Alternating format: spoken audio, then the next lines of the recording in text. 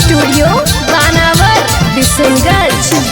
डला वाले के जान होली में रंग डले बारात से। डला वाले के जान होली में रंग डले बारात से। डला वाले के जान होली में रंग डले बारात से। डला वाले के जान होली में रंग डले बारात से। अरे ना डल तो ऊपर ना डल तो नीचे, ना डल तो ऊपर ना डल तो नीचे, ना डल तो ऊपर ना डल तो नीचे, ना डल तो ऊपर ना डल तो नीचे। उद्घाटन करले पोखरवा के, उद्घाटन करले पोखरवा के। डला वाले के जान होली में रंग डले बारात से। डला वाले के जान होली में रंग डले बारात से। डला वाले के जान होली में रंग डले बारात से। डला वाले के जान होली में रंग डले बारात से।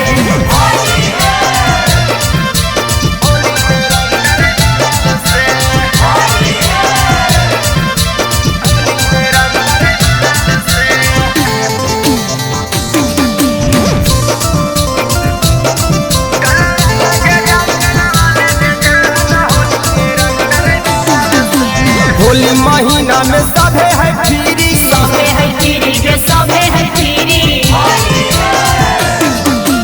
आवे न छौड़ी सटे हमरा सटे धीरी। हमरा धीरी, सटे हमरा धीरी। अगे मालिश करले चेहरवा के, अगे मालिश करले चेहरवा के। डला वाले के जान होली में रंग डले बारात से। डला वाले के जान होली में रंग डले बारात से। डला वाले के जान होली में रंग डले बारात से। डला वाले के जान होली में रंग डले बारात से।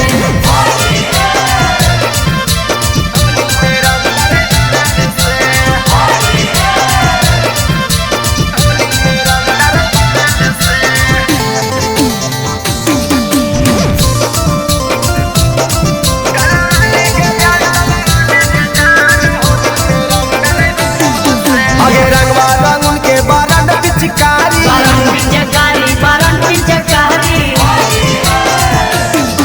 अगे ना पठो चोली गे ना भी साड़ी। ना बिकलम साड़ी के ना बिकलम साड़ी।